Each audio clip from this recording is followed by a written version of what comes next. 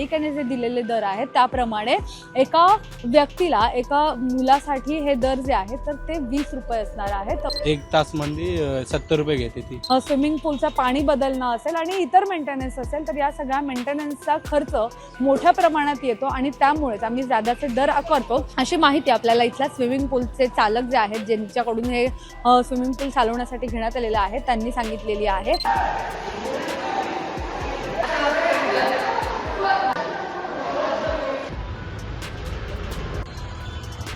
माझ्याकडे 30 रुपये मला परवडत नाहीये ते घेत नाही।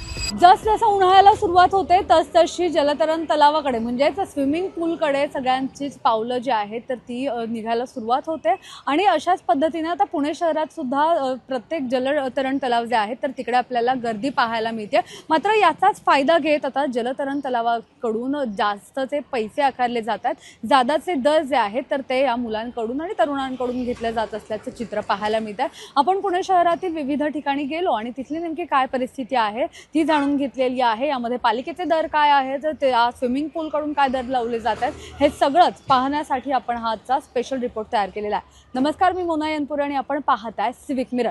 आज आपण पुण्यातील शिवाजीनगर परिसरात असणाऱ्या एका जलतरण तलावाच्या इथे आलेलो आहोत आणि तिथली जर परिस्थिती पाहिली तर तिथे सुद्धा 50 ते 70 रुपये दर असे एका दिवसासाठी आकारले जात आहेत। एका दिवसासाठी नाही तर 45 मिनिटांसाठी हे दर आकारले जात आहेत। मात्र यामध्ये पालिकेचे दर काय आहेत तर पालिकेने जे दिलेले दर आहेत त्याप्रमाणे एका व्यक्तीला एका मुलासाठी हे दर जे आहेत तर ते 20 रुपये असणार आहेत। 20 रुपये शुल्क आकारले जावे असे दर पालिकेकडून देण्यात आलेले आहेत। तर महिन्यासाठी हे दर 350 रुपये असणार आहेत।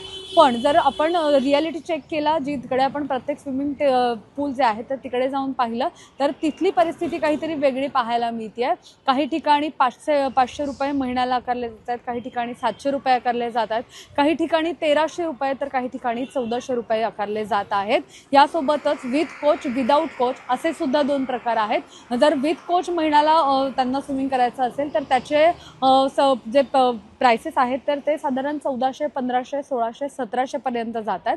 तर याबाबत आपण इथले जे स्विमिंग पूलचे जे ओनर आहेत किंवा जे चालवायला घेतलेलं आहे ज्यांच्याकडून तर त्यांना सुद्धा विचारलेलं आहे की आपण पालिकेचे हे दर आहेत, मात्र तुम्ही जादाचे दर आकारताय तर याबाबत मागचं जे कारण आहे तर ते आपण त्यांना विचारलेलं आहे। मात्र त्यांच्याकडून जी माहिती मिळालेली आहे त्यानुसार पालिकेकडून हे दर लावलेले आहेत तर ते दर साधारण 11 ते 15 वर्षांपूर्वीचे आहेत। यामध्ये काही सुधारणा मागील बऱ्याच वर्षांमध्ये करण्यात आलेली नाही आहे, त्यामुळे आम्हाला ते दर परवडत नाही। यामध्ये पुणे महानगरपालिकेअंतर्गत येणारे जे 35 जलतरण तलाव आहेत तर त्यामध्ये प्रत्येक जलतरण तलावाची वेगवेगळी अवस्था आपल्याला पाहायला मिळते। तिथे काम करणारे जे कामगार आहेत त्यांचे पगार असतील, त्यासोबतच स्विमिंग पूलचं पाणी बदलणं असेल आणि इतर मेंटेनन्स असेल तर या सगळ्या मेंटेनन्सचा खर्च मोठ्या प्रमाणात येतो आणि त्यामुळेच आम्ही जादाचे दर आकारतो अशी माहिती आपल्याला इथल्या स्विमिंग पूलचे चालक जे आहेत ज्यांच्याकडून हे स्विमिंग पूल चालवण्यासाठी घेण्यात आलेलं आहे त्यांनी सांगितलेली आहे। यासोबतच जे काही जलतरण तलाव ज्यांच्याकडून चालवायला घेतलेले आहेत आपण त्यांना पुढे येऊन बोलण्याची मागणी केली, मात्र त्यांचं म्हणणं होतं की आम्ही पुढे समोर येऊ शकत नाही, समोर येऊन या संदर्भातली माहिती देऊ शकत नाही, त्यामुळे आम्ही फक्त तुम्हाला बोलीभाषेमध्ये जी काही माहिती असेल तर ती तोंडी सांगतो, पण आम्ही कॅमेऱ्यासमोर येऊन याच्या संदर्भातली काही माहिती देणार नाही, कारण की यामुळे आमच्या या कामावर गदा येऊ शकते। आणि या सगळ्या याच्यामध्ये आता पालिकेची नेमकी काय बाजू आहे, पालिकेकडून याबद्दल काय नेमकं स्पष्टीकरण दिलं जात आहे हे पाहणं आपल्याला महत्त्वाचं असणार आहे। पण त्यापूर्वी आपण काही मुलांच्या प्रतिक्रिया जाणून घेणार आहोत जे रोज या अशा प्रकारच्या जलतरण तलावामध्ये जातात आणि तिथे जाऊन स्विमिंग करतात। तर त्यांना नेमके काय दर आकारले जातात, कुठल्या कुठल्या भागात काय काय परिस्थिती आहे त्यावरती आपण आता जाणून घेणार आहोत। स्विमिंग करून आला, किती रुपये घेतले तुझ्याकडनं स्विमिंग करून आला? 70 रुपये। 70 रुपये। कुठे कुठे जातो स्विमिंग करायला? इथं आणि ते केम हॉस्पिटल तिथे किती रुपये? तिथं 50। इथे 70, तिथे 50। दिवसाला किती मिनिटं पोहतो? 1 तास। आणि तू रे?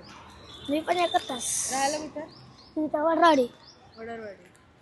आणि इथे आधी किती घ्यायचे? मागच्या वर्षी किती घ्यायचे? मागच्या वर्षी 70च। 70 घ्यायचे। मागच्या वर्षी आहे ना 50 घ्यायचे। मागच्या वर्षी किती घेत होते आठवतंय का? 70च। ठीक आहे। त्यांचं आपल्याला काय माहित नाही।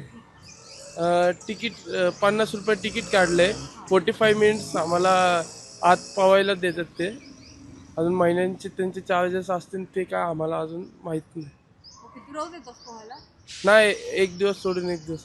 अच्छा, मग तू फक्त याच ठिकाणी येतो का बाकीच्या ठिकाणी पण जातो? तिकडचे काही नाही, इथे येतो. इथेच येतो आणि ते आमचे तर सांगवीच्या टँकर जातो तिथं 20 रुपये तिकीट आहे.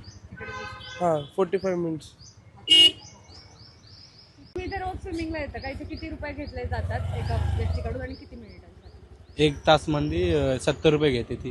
अच्छा, हा. बाकीच्या ठिकाणी कुठे जातात तिकडे किती रुपये? इथंच येते आम्ही. इथेच. इथंच आहे. एका तासासाठी हा. 70 रुपये. तुम्ही रोज किती वेळ काय वेळ येतात? आम्ही 1 तासावर एक वाजताच येते आम्ही रोज. हा. अच्छा, किती जण येतात तुम्ही? आम्ही इथे महिन्याचे 10 काय चार्जेस आहे? महिन्याचे माहीत नाही पण 70 रुपये देते आम्ही. हा. तुम्ही सांगणार. यामध्ये पालिकेने जी सूचना दिली आहे त्याप्रमाणे प्रत्येक स्विमिंग पूलमध्ये म्हणजे जलतरण तलावामध्ये जे दरपत्रक आहे तर ते लोकांना दिसेल असं लावणं गरजेचं असतं. मात्र ते सुद्धा आपल्याला बऱ्याच ठिकाणी लावलेलं दिसलं नाही. आपण जवळपास 7 ते 8 ठिकाणी या जलतरण तलावांमध्ये गेलो तर त्या ठिकाणी आपल्याला हे दरपत्रक लावलेलं दिसलं नाही. प्रत्येक ठिकाणी गेलं तर तिथे फक्त स्विमिंगच्या ज्या काही वेळा असतील तर ते वेळा तिथे मेन्शन केलेल्या होत्या. मात्र कुठल्याही प्रकारचं दरपत्रक तिथे लावलेलं नव्हतं.